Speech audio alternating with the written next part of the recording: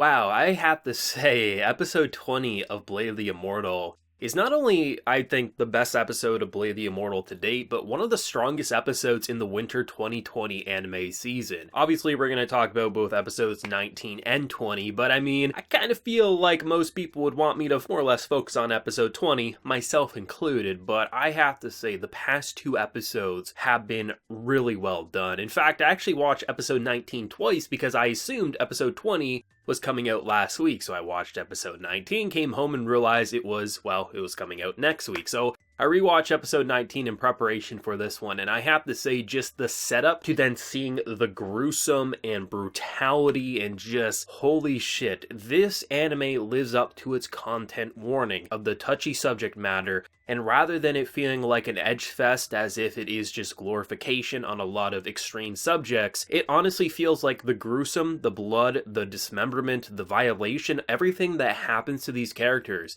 it gets a negative reaction out of us without us feeling like it's just something to be either mocked or criticized. No, it hits that spot where even people like me, who has a stomach that usually can't be churned, make me feel uncomfortable. Episodes like episode 20 honestly got that reaction of like, wow, that's actually extreme even for me, but that's a good thing. I'm not here to say cancel Blade of the Immortal, no. That extreme visceral reaction that they were clearly going for and attempting for the viewers to be shocked and to actually feel like this is extreme, and even a character as shitty as Hsieh, you think, holy shit, I didn't think I wanted to see that, and I still don't know if I wanted to see that, just for him to obviously die. The studio clearly had a vision of how to translate some gruesome content from the source material, but do it in their own way. And it's no shocker, I think everyone can look at this production, either you love the style or you hate the style, but even if you love it like myself, you can tell that resources have always been spread thin in comparison to a lot of productions, but you gotta appreciate what this team has been able to do with clearly a limited production cycle, and to make something that feels not only like it's brutal, as if you can feel the impacts and you can understand the reactions, but also give it an identity that doesn't feel comparable to any anime in last season and now in this season as well, going into a new decade of anime. This show is just so gruesome and beautiful. It's kind of both wrapped up into one twisted package. I mean, episode 20 and the idea that he comes back, he doesn't just kill Rin, he basically keeps her above water to the point that she would survive, as she is helpless, and we have Renzo, I think his name was, or something like that, and you can understand how anyone in his situation could get manipulated, and the fact that they didn't give him the route of being the one to save her or something like that, but just being a manipulated kid who just is so shocked and broken, I thought was the perfect way to go. I was really glad to see a different character jump in to try to grab Rin and Manji, because it kind of made it feel even more realistic, as if this was Rin put into his situation, she probably would be in a similar boat where she was just destroyed. I mean, it's not like she immediately rose to the occasion to hunt down her family's killer. It took her a little bit of mourning and things like that. And it's quite interesting to see the difference between a kid who was basically manipulated and joined up with such a horrible and the most evil bastard the series has known, and someone who has killed a lot of people but clearly has his own morals and ethics on who he kills and who he deems an actual enemy. And just how easily that could have been Rin had she met up with Hsieh rather than Manji. Like, it kind of does say a hell of a lot about how extreme this series is and how the reactions from these characters, despite seeing some pretty supernatural things with immortality, definitely is believable. And the fact that this man literally used Manji's arm and he was such a compatible match that he no longer felt pain. How much more twisted and vile can you make a character? Because I think everyone, characters included in this show, say this is the most evil and horrible character, but because you had a character like that, it made the conflict and journey in this show all the more interesting, and it kind of feels like he's finally bit the dust. I feel like, can you really regenerate after having your body eaten to the point that you were a skeleton? I don't know, we'll have to wait until the show is over, but still, it felt like the build-up and just the anxiety, as if we were watching someone we love just hold on to their life, but you kind of almost thought like maybe it'd be better for them to just give up, because do you really want them to suffer? And just the racing and just how they portrayed Manji's struggle to not even kill this man, but just get to her, and the fact that after he cuts her free, she falls down because of that damn rock. I mean, the interesting thing with the human body is people can be revived. I forget the exact amount time, but certain people can obviously survive longer than others, and because she's a younger person, I mean, I wouldn't be totally shocked if she actually is alive and he just completely lied so Shiro would almost give up looking for him, because if he does survive, if he thinks he's basically hopeless and he's just depressed, he would go after him or something like that. I could see that, but if she did die, I wouldn't be shocked. But at the same time, I feel like because of the human body and how people can, especially because he was passing air, even if you're choking on water and you've been dead for 5 minutes or so, you can be revived. It's not impossible. Is it unlikely? Of course, but it isn't impossible, so it'll be interesting to see what happened to her, especially if what we get with episode 21, but still,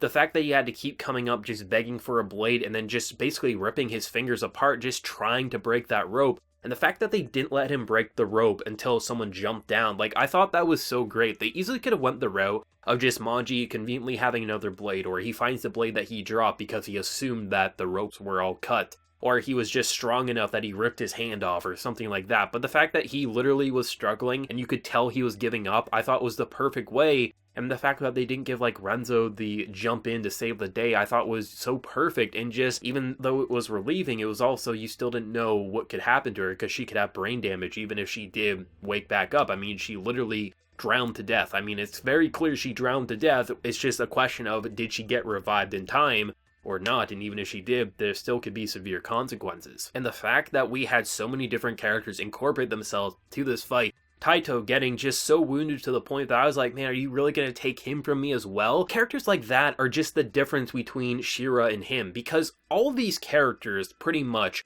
are scumbags in some way. I mean, this time period doesn't bring out the best of you in comparison to a lot of other time periods. It just feels like a lot of people are killers, and that kind of gets accepted. But there's a difference between a bad time period bringing up sort of like morally ambiguous and questionable characters, and someone who is so evil and twisted that all he lives for is the death and despair of others. And that's why everyone can kind of unite against someone like this, and it's so interesting to see how they just so brutally, and it's kind of interesting because I feel like what this death represented, or seemingly what this death represented, if he is in fact dead, I really hope so at this point, I feel like this would be a good place to go out for him. It kind of felt like most people, if they were put into this situation, most people probably wouldn't aid in the killing of him, but I doubt many would try to stop it, even if we thought it was too extreme. Because after seeing the type of person he is, what he's done to these characters, and what he'll continue to do, it kind of feels like most of us would stand by being disgusted, maybe throwing up and feeling ashamed, but saying this has to happen. And the way they delivered that was amazing. I mean, this was the most graphic and brutal and emotional episode of this anime to date. And I think definitely leading with episode 19 coming into this, I think was the perfect way, because episode 19 was basically a setup episode. You're seeing all the different pieces fall into play, different sides kind of moving away. You obviously have some more simplistic and sweet moments. I mean, those little assassins when they were kind of leaving the painter, I mean, he knew all along that they were basically playing, and they obviously had a secret identity and things like that, and how they thought they had their identity never blown this entire time, and just seeing all the different moments basically building up. Of course, there was some death and things like that with the Itoru, but still, it's kind of felt like things were setting up, and it wasn't going to be until maybe episode 22, 23 that something like this would happen. And the fact that we are at episode 20, and we still have 4 episodes left, and it's not even over yet. We just kind of dealt with one horrible obstacle, but still, it feels like all the pieces are kind of linking together, and characters we hate and just despise, it kind of feels like they're giving us different perspectives to focus on and say, that's really the worst of the worst. Even if they've done horrible things to you, maybe we kind of pass it by. Like the fact that who the doctor was in episode 19, I love how Manji wasn't like just cutting heads off, but just drinking the night away, realizing that, you know what, I think a lot of people in this world tend to get manipulated and are doing some questionable things, even himself included. And that's what's interesting about it, is that it kind of felt like episodes 19 and 20 combined, there was something about it as if they were setting up for something big. There's clearly some big moments and some emotional high points, some simplistic slice of life moments, but then you lead into episode 20 where you're seeing things that even I'm not willing to screenshot and put on YouTube. Usually I'm pretty lenient about what I'll show. I'll show blood and things like that. I'm fine with that. But I mean, the way they were cutting faces and fingertips dangling, that's even too much for me to show, I think. But I gotta love that. I love how it doesn't feel edgy, but rather it actually complements the story, and not many anime can deliver this level of gore and brutality and not have it feel like it's just forced edge. But this really does do it so gracefully, and I think most people will probably be disturbed with episode 20 but for good reason. Disturbing isn't always a bad thing. You can be disturbed and say that's actually a great thing for the story because you're actually trying to be impactful, as if you're saying this is a brutal time period and people who are immortal should have some pretty bad bodily harm done to them, and they did a great job at that. I mean, Manji's voice actor did a phenomenal job, especially in what seemingly was going to be his dying moments, or just how just different characters were reacting in such a real and raw way. You just felt like things were happening and we couldn't stop it, and we wish we could. I mean, as much as we love to hate Hsieh, I mean, his voice actor got across that insane force so well, and I mean, it's going to be interesting to say the least where it's going to continue to go. I mean, episode 19, I don't think it was like some masterpiece, but it was a good setup episode. It definitely was. And I think when you combine it to what it was leading up to with episode 20, it's like, okay, holy shit. I mean, even though I've watched episode 19 now 2 times, I'm probably going to rewatch probably later in the week episodes 19 and 20 together again, because there's just something about that combination, I have to say. Like, honestly, try it. I mean, not everyone's going to want to rewatch something they just watched, but I think an episode as crazy as this will probably warrant more rewatches than normal. Definitely when you do, if you do decide to rewatch episode 20, watch it with episode 19. There's just an experience about it that's just, it's so great. I mean, Blade the Immortal, it's not a 10 out of 10 production across the board. It definitely has resources stretched a lot more thin than others, but you gotta appreciate what they've been pulling off with this adaptation, and even if it doesn't please every manga reader out there, as an anime original, I definitely get the essence and what they're going for with this story, and it's definitely spectacular for me. But what did everyone think about this crazy adventure that we just experienced? Do let me know your thoughts down in the comment section below. If you enjoyed the video, be sure to drop a like, and remember to hit that subscribe button if you happen to be new around here. So until next time, everyone, please take care and have a good one.